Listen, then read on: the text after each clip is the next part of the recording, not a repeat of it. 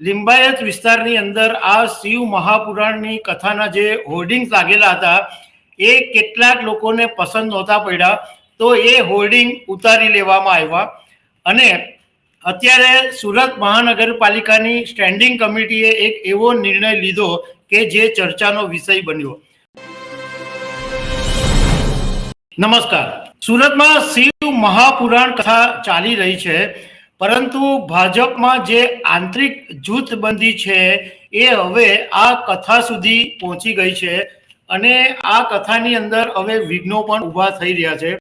તો સુરતની શિવ કથામાં વિઘ્ન ઊભું કરનારા દાનવ વૃત્તિવાળા ભાજપ નેતા કોણ, એના વિશે હું તમારી સાથે વાત કરીશ. મારું નામ રાજેશ શાહ છે અને તમે જોઈ રહ્યા છો ગુજરાતના સૌથી મોટા ડિજિટલ ન્યૂઝ પ્લેટફોર્મ ખબર છે. સુરતના લિંબાયત વિસ્તારની અંદર શિવ મહાપુરાણ કથા ચાલી રહી છે અને પંડિત પ્રદીપ મિશ્રા આ કથા કરી રહ્યા છે, કથા સંભળાવી રહ્યા છે. આ કથાનું જે આયોજન છે એ સમ્રાટ પાટીલ, સુનિલ પાટીલ કરી રહ્યા છે કે જેઓ ટેક્સટાઇલના બિઝનેસની સાથે સંકળાયેલી મોટી પાર્ટી છે, એમની કંઈક મિલો પણ છે. હવે આ જે આયોજન છે એ આમ તો વ્યક્તિગત આયોજન છે, પરંતુ જ્યારે આ શિવ મહાપુરાણ કથા શરૂ થઈ ત્યારથી જ પ્રોબ્લેમ શરૂ થયા અને જે હિન્દુત્વની સપોર્ટ કરતી પાર્ટી ભાજપ કહેવામાં આવે છે, પરંતુ ભાજપની જે આંતરિક જૂથબંધી છે એણે આ હિન્દુત્વના કાર્યક્રમમાં વિઘ્નો ઊભા કર્યા છે. શરૂઆતમાં જ એવું જાણવા મળેલું કે જ્યારે લિંબાયત વિસ્તારની અંદર આ શિવ મહાપુરાણની કથાના જે હોર્ડિંગ્સ લાગેલા હતા એ કેટલાક લોકોને પસંદ નહોતા પડ્યા, તો એ હોર્ડિંગ ઉતારી લેવામાં આવ્યા. અને અત્યારે સુરત મહાનગરપાલિકાની સ્ટેન્ડિંગ કમિટીએ એક એવો નિર્ણય લીધો કે જે ચર્ચાનો વિષય બન્યો. વાત એમ હતી કે આ ધાર્મિક કથા હોવાને કારણે અને હજારો લોકો આ કથામાં આવતા હોવાથી સુરત મહાનગરપાલિકાની સ્ટેન્ડિંગ કમિટીએ જ્યારે 3 જાન્યુઆરીએ નિર્ણય લીધેલો હતો કે 22 જાન્યુઆરી સુધી આ શહેરની અંદર લગભગ જેટલા 100 હોર્ડિંગ્સ લાગેલા છે, તો એ 100 હોર્ડિંગની કોઈ ફી નહીં લેવી, મફતમાં લગાવવા દેવા, એવો એક નિર્ણય 3 જાન્યુઆરીએ લેવામાં આવ્યો હતો. પરંતુ 16 જાન્યુઆરીએ આ નિર્ણયને પલટી દેવામાં આવ્યો અને એવું કહેવામાં આવ્યું કે આ જે હોર્ડિંગ્સો લાગેલા છે એની ઉપર હવે ચાર્જ લેવામાં આવશે. હવે આ બાબતે સ્ટેન્ડિંગ કમિટીના ચેરમેન રાજન પટેલે એવી ચોખવટ કરી કે ભાઈ આ જે ફ્રીમાં આપવામાં આવે છે, હોર્ડિંગ્સ આપવામાં આવેલા, અને એની અંદર કંઈ ઓડિટમાં ઇસ્યુ ઊભો નહીં થાય એટલા માટે હવે આ મફત રદ કરી અને એની પર ચાર્જ લેવામાં આવશે એવું એમણે વાત કરી. પરંતુ સવાલ એ ઊભો થાય છે કે રાજન પટેલને આ વાત પહેલાં ખબર નહોતી કે ઓડિટમાં આવશે. છેક આજે 18 તારીખ થઈ ગઈ એ પછી ખબર પડી કે આ તો ઓડિટમાં આવશે. એ પણ એક નવાઈની વાત છે.